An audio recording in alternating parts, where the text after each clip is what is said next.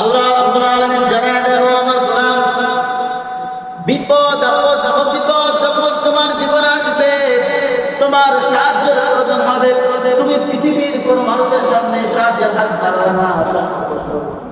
তুমি আল্লাহ রাব্বুল আলামিনের কাছে তোমার সাহায্যের জন্য হাত বাড়ায় দিবা। আল্লাহর কাছে সাহায্যের জন্য হাত বাড়ায় দিবা। আল্লাহ রাব্বুল আলামিন জানায় দেন কিভাবে আমার কাছে সাহায্য চাইবে বান্দা।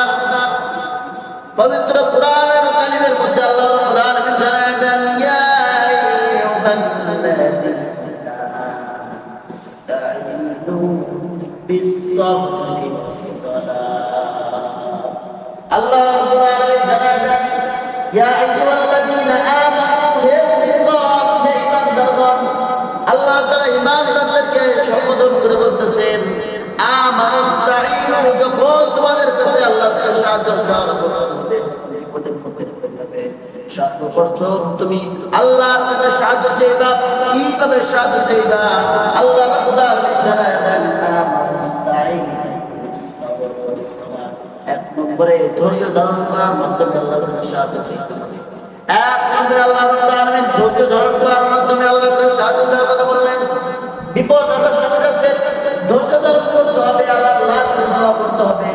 কিভাবে দোয়া করতে হবে? আমানুস্তাঈনু বিস-সাবরি ওয়াস-সালাত। নামাজ পড়ে চোখের পানি ফলাইয়া ফলাইয়া মালিকের দরবারে দোয়া করতে হবে,